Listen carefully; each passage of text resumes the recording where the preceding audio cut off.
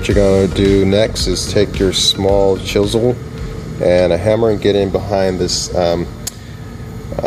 grease cap, sort of tap around the edge, get it to raise up off the hub, and then once you get it up off the hub a little bit, you can sort of just flick it off, flick it off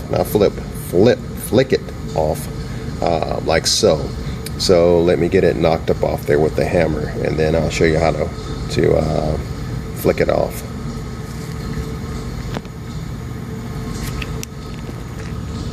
Okay, once you get it raised up off the hub face, then you can just flick it off, like get it like on a stud if you can, line up on a stud like so, and then you can just like flip it off, like flick it off like that.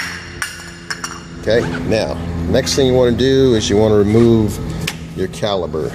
The only thing about the calipers are, and this applies to the guys that's done the 2003 Cobra brake upgrade on your car. So on the back here, you got two 15mm nuts. You want to break those loose, and once you get those broken loose, actually, I'm sorry, let me back up. I got ahead of myself. What you want to do is remove. It's a pin that goes through right here. This pin that goes through. This is what's holding the caliper on the bracket. So it's a clip back here. And if you've been working on cars long enough, you know what this clip's called. It's actually a E-clip, but most of us call it a oh Jesus clip, because when you're trying to get the thing off, and if you not watching what you're doing and you pull that thing off, it's going to go flying and you probably never going to find it. So you want to pop that, get that small flathead screwdriver and get into that clip and pry it down out of your way. Once I get this thing off, I'll show you what it looks like and how it attach. Okay, here are the clips. It's an E-clip there, you can see, and it's a washer. So that washer goes on first, then the E-clip goes on the top of the washer like so. So let me get this pin out, and then I'll show you how this thing fits together. Okay, to get that pin out, you can use the same little small screwdriver. Get in behind this thing and so just pry it up. I apologize for the lighting here. Matter of fact, let me get something. Let me get so I can make the lighting a little bit better here so we all can see.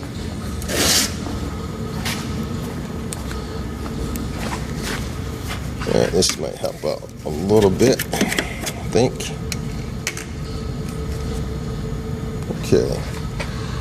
Okay, this is the pin that goes to this thing. So you can get your hammer and just tap it a little bit. Just tap on it. See how it's starting to come out. Just get it out like that. Then you can just sort of work it loose there. Work it and it pulls right out. Okay. Now, you see this thing's got grooves around it. So when you put it back in, you put the washer on first. And don't leave this washer off, because you will have some noise. So that washer is gonna fit like right on the back of the caliper in the bracket there to hold the caliper, hold the brake caliper in place. And then you wanna slip this E-clip on the groove right there and click it into place, and make sure you've gotten it locked in, because you don't want any of this stuff to come loose. Alright, now let's get the caliper off. Also, you may want to have some kind of little, this is a nice little piece got from Harbor Freight. It's just like a little hanger, so you can hook it over your springs there, and you can lift this caliper off, and then you can hang it up there. Now, lift this thing off, you sort of have to just work it off from the back part first. and then you can lift it up. You may have to take a screwdriver and release some of the big screwdriver and release some of the pressure off the push the brake pads back a little bit to get it to come up off there. So let's do that, and then we'll be right back. Okay, we got our brake pad, we got our caliper, we have a caliper off. Now we have it hanging there, like here.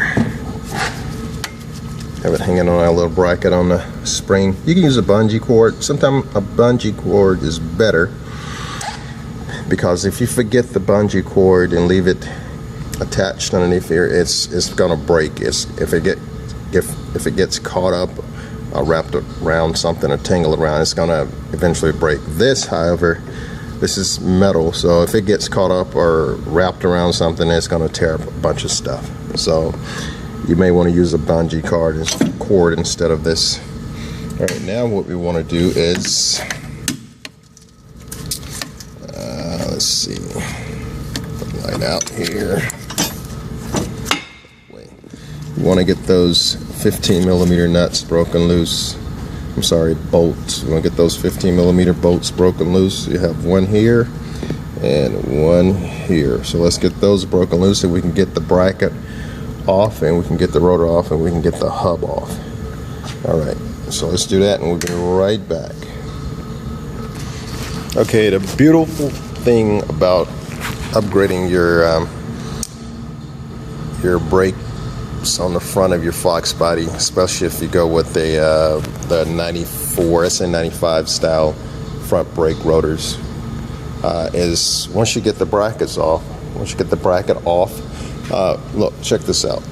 You're not dealing with a lot of grease or trying to pack wheel bearings.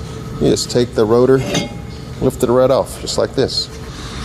And to get the hub off, no big deal. You get on that nut, that 35mm nut, rip it off, and the whole hub slides right off.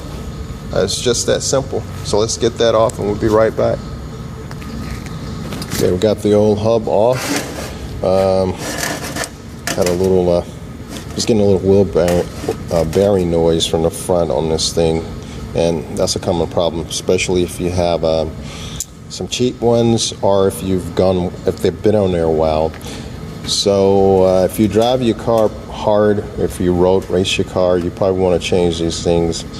I would say probably maybe every 4 years or so. It's just good maintenance, that's all. You don't want to be going down the road and this thing seize up on you. That's not going to be fun.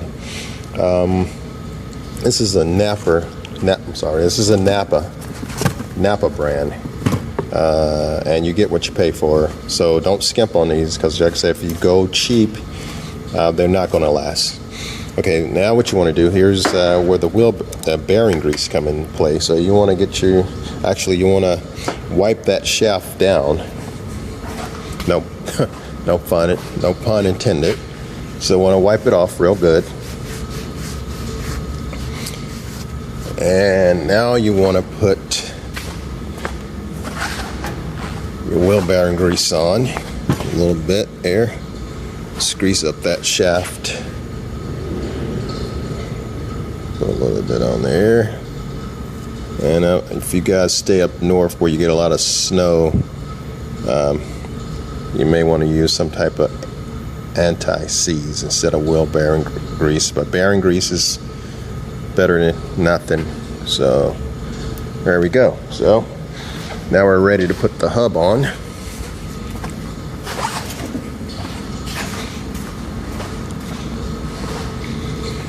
That board just slips right on. Bam, just like that. Just that easy. All right, now we're going to take put the nut back on. You know what? It's not a bad idea to, if you're taking this off, because I'm looking at this nut when I removed it, I can see like a couple of threads. The first couple of threads there are starting to pull out. So if you're going to do this, you might as well get a new hub nut. I don't think they recommend that you reuse these things anyway. So look at this thing. See, it don't even want to go. It don't want to spin up on there hand tight, which is crazy. I mean, just by trying to turn it up on with my hand. I know it's gonna have it's an interference fitting nut, but that thing is tight. Okay, so let's run it down a little bit with the impact. We're gonna torque these things on, so let's run it down with the impact, and then I'll show you how we're gonna torque it on. All right. So here we go.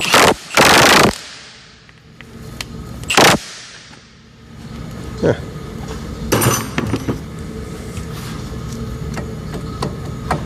All right, that should be good enough. All right. Now this next part, people may agree or may not agree the way I'm going to do this.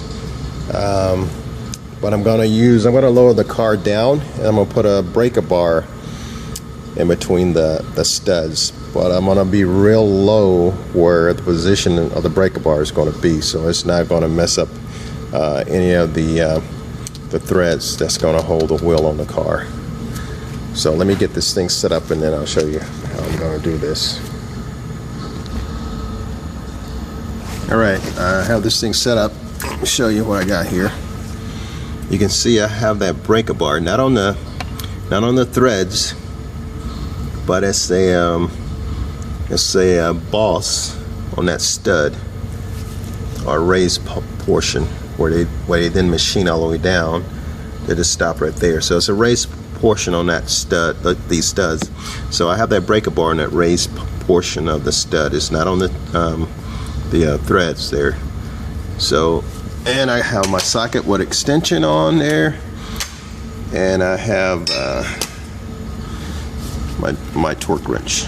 And of course, make these torque wrenches, you got to have the torque set at 250 foot-pounds, and that's going to max this bad boy out, which I was surprised that it was that much torque holding these things on. But let's get that set up, and then we're going to go for it.